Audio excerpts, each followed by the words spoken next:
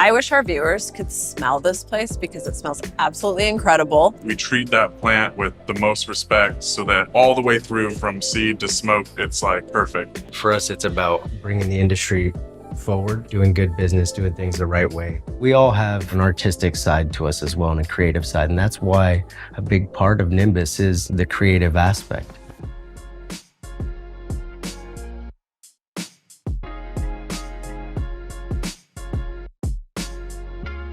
Hey everyone, welcome to Cannacribs Deep Roots. I'm Autumn Karcey, President and CEO of Alchemy 29 and Cultivo Inc. Today we're at the Nimbus facility in Sacramento, California. They use 100% sustainable energy on their indoor cultivation facility. We're standing in about 9,000 square feet. They use a two-tiered double racking system with LED lights and a lot of really cool technology. Let's go check it out.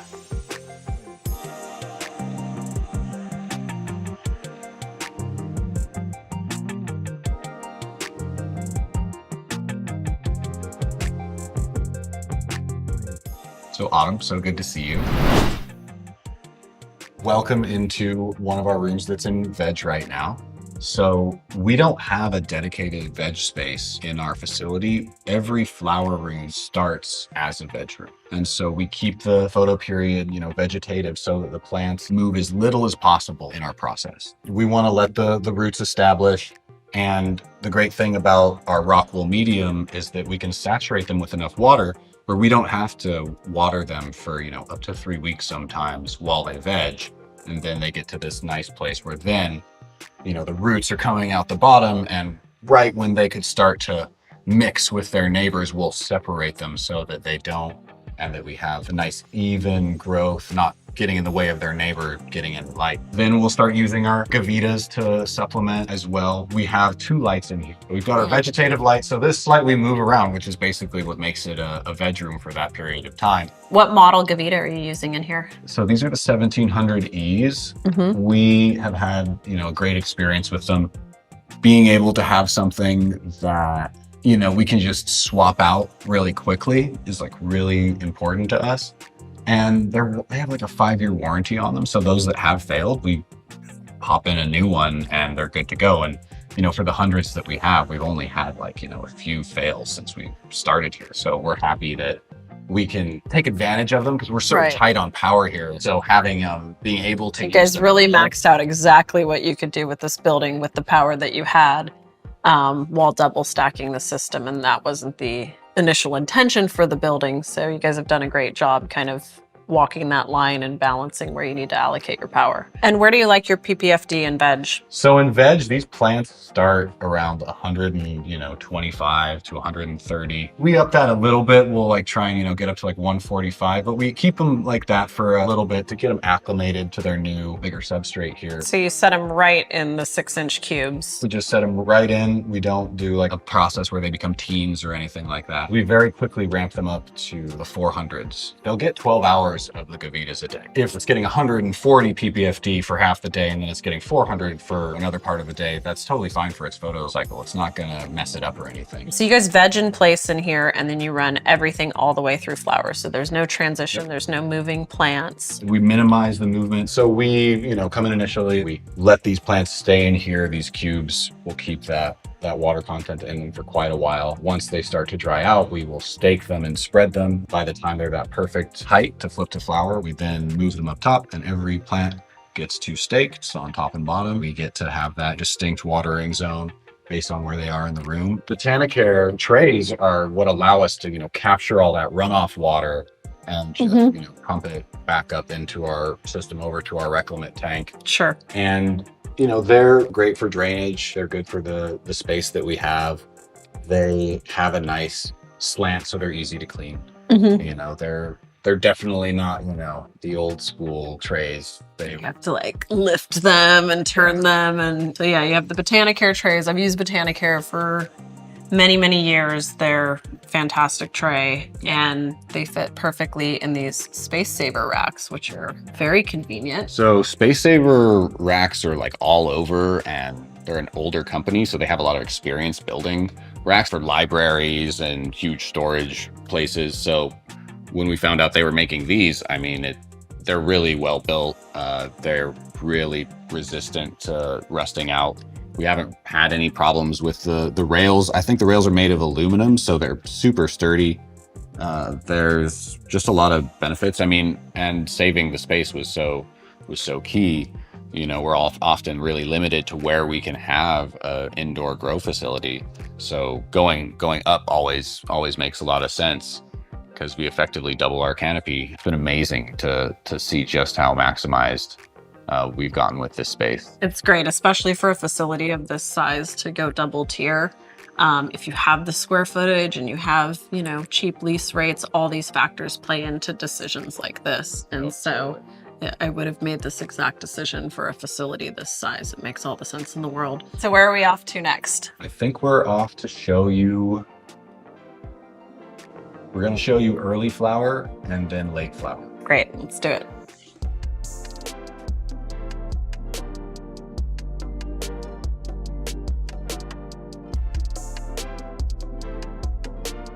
This is Kevin Brooks. Conception is our nursery partner and does tissue culture. We're happy to be on their menu. Conception, I think, respects breeders' rights in a way that we really appreciate. As far as we know, we're the only ones in cannabis that offer these hermetically sealed packs, and it's how we can guarantee our plants are pest and disease free. The groups that will succeed in the future are the ones that understand the power of data. And for us, R&D is a big part of what we do. Right? R&D is extraordinarily expensive. It requires a lot of upfront capital. And in an industry where capital is constrained, being able to pull data is very hard and very expensive, and there's no guarantee that it will result in anything meaningful.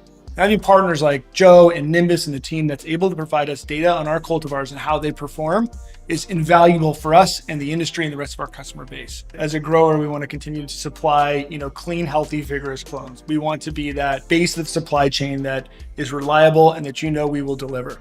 I think as a breeder, we want to continue to encourage you to work with other breeders to create more pieces of art, right, that we get to share with the rest of the industry.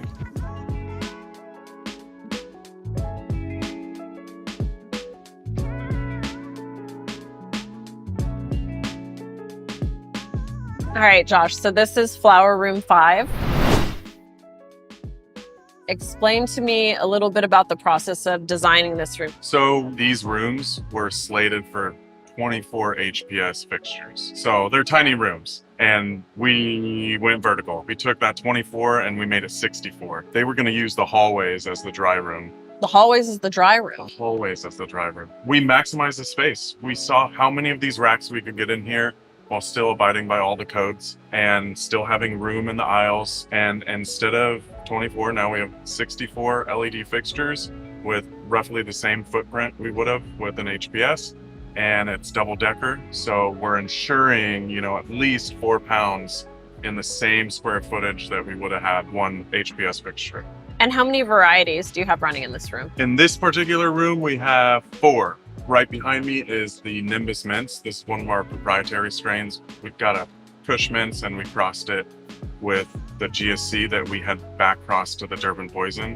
When we got the original Durban, we decided like, oh, there's something missing from GSC, and we wanted to stabilize it because it has a tendency to kind of hermy and stuff. Yeah. So we did that, selected a male, and then crossed it with another hype like Kush mint strain at the time.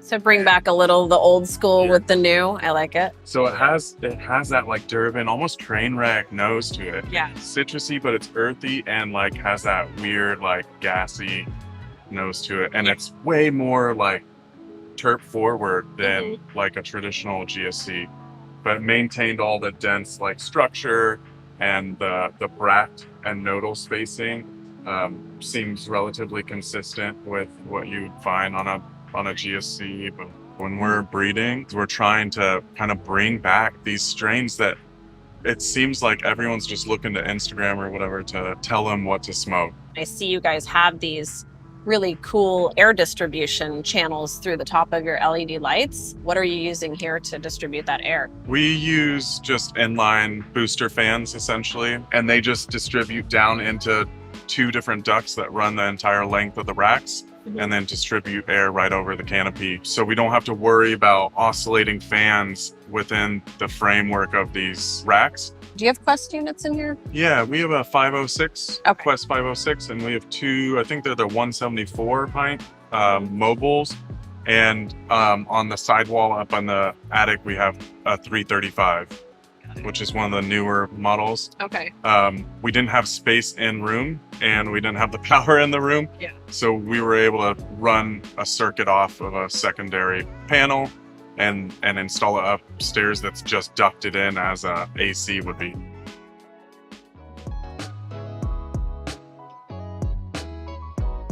This is the Prism. This is one of our proprietary genetics. She's a perfect hybrid of sativa indica, right down the middle. We cross an old school purple haze cut with a landrace tie cut. At Nimbus, we liken the Prism to a choose your own adventure story. You get to dictate the outcome. You could go on a hike, or you can hit the gym, or you can sit on the couch and watch your favorite show. It tests high in osamine, which is a very rare terpene found in cannabis. It tests between 25 to 29% THC. We yield about 2 to 2.5 pounds per fixture, depending on the space between the light and the plant. So this one, I'm especially excited for all of y'all to try. We only have about 24 lights of this right now, but we hope to be doing entire rooms of this strain.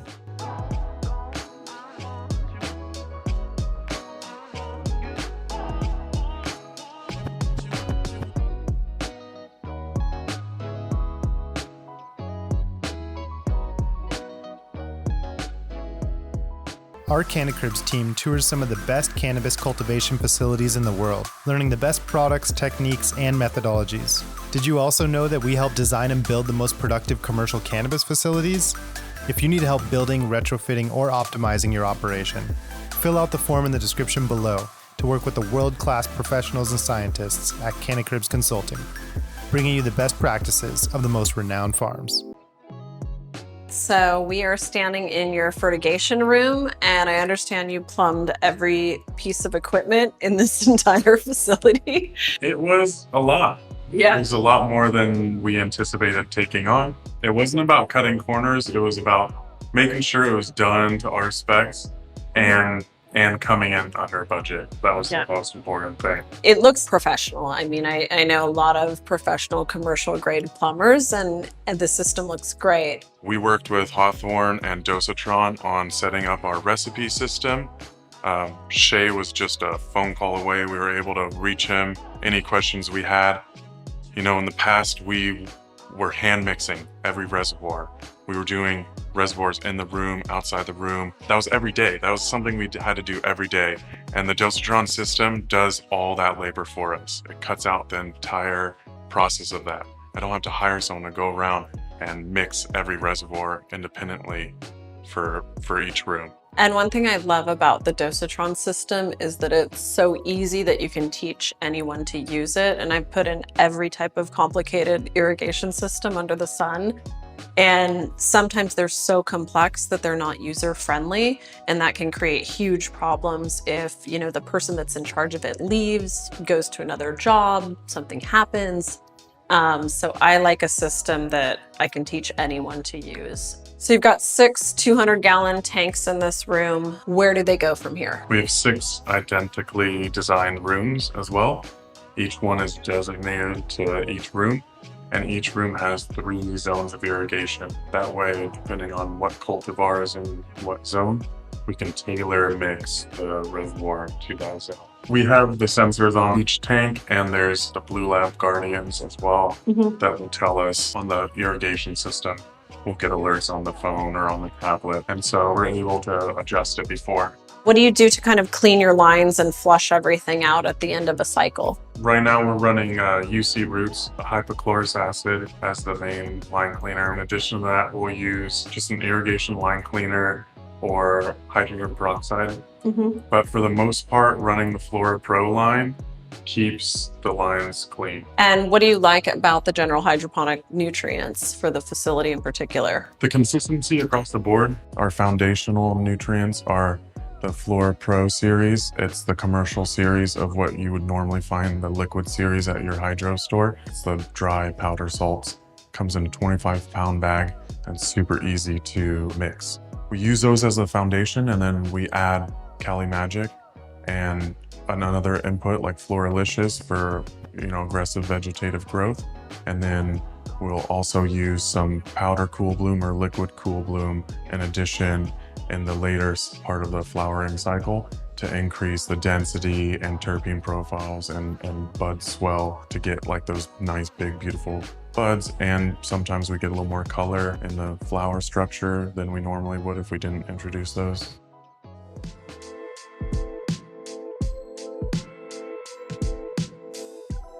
I'm Joshua with Nimbus with the pro tip of the day. We use dosatron for all three of our recipes. We got veg, we got early bloom, and we got late bloom. Now what we do a little different here is we use a holding tank after the dosatron to ensure that if one of these stock tanks deplete, that there's a control before it reaches the plants. So it's just adding that redundancy. It's something we learned from Hawthorne. You want to put all those blockades in so that it never gets to that point where it's like a critical failure. So dosatron recipes to the stock tank and then into the plants.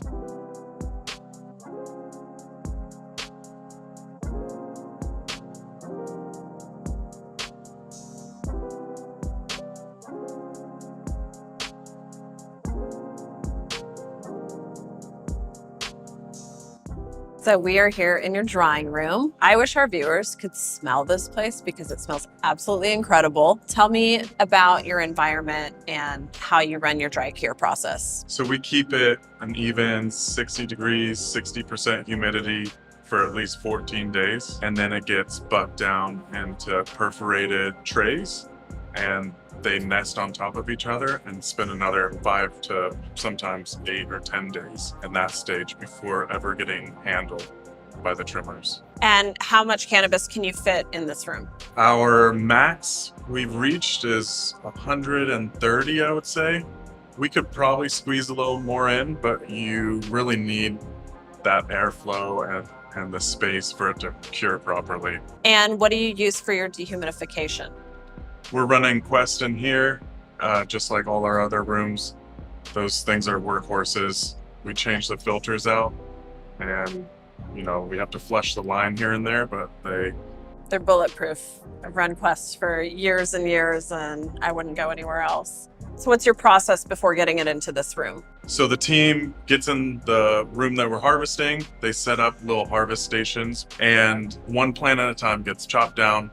We remove all the large water leaves, fan leaves, and hang it on these metal wire hangers, attach its individual plant ID tag, and then it comes into the metric hallway, gets weighed, and then replaced on the rack. And then the rack comes here, has a little barcode tag, so we know exactly where it came from in the room, what plants are on it, and then it never leaves its little parking spot until it's ready to be cured and trimmed. And how many people does it take to take down a room and how fast do you set it back up again for the next run? The reset is quicker than the harvest. I think that's one of the things we do different. We focus on one zone in the room at a time and harvest it one plant at a time. Each harvester gets a plant to work on and then they go back for another. It's not 10 at a time. We don't throw it in a bin. We treat that plant with the most respect so that all the way through from seed to smoke, it's like perfect. How do you like to trim your plants once they come out of your curing space? We prefer that no hand is touching the flowers.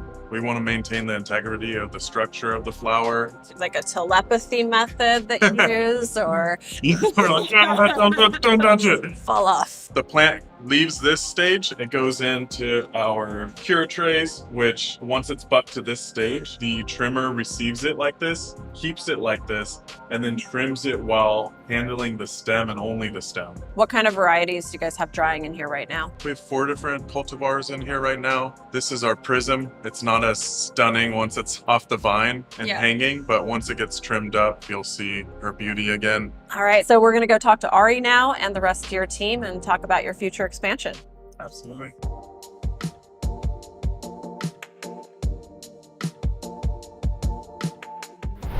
One of the most common feedbacks we get from our employees when they first start is that they used to dread the job that they went into before. And one of the most consistent feedbacks we've heard from almost everyone is that they come here and they look forward to coming into work. For us, it's about bringing the industry forward, doing good business, doing things the right way. We have a number of benefits. So in terms of medical benefits, we do medical, vision, life, dental, and we provide that for our full-time employees. We go above and beyond, and we actually pay up to 95% of all those medical benefits. That's one of the things that we do to instill and show our employees and the team that we really care about them. This whole business, everything we've accomplished, can only be done through a team. So we make sure to constantly, not only through praise or words, but through actions, show them that we value them. So the medical benefits is one thing. We also do a 401k where we match 100% up to 5%. We also do a profit sharing at the end of the year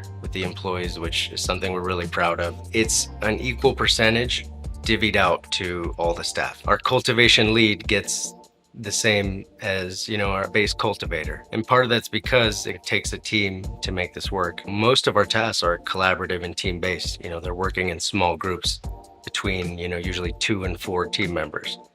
And our motto is always, if you finished your section, go and help out the other people who haven't finished their section. It's not just an I kind of thing, it's a we thing. So we're all in this together, and it takes everybody putting in their best to really succeed. We're behind what's best for the individual. It may not always be what's best for us, but that's kind of the commitment we make when we hire someone, is that we're in this together at this point, and we want to support them from the beginning until the end.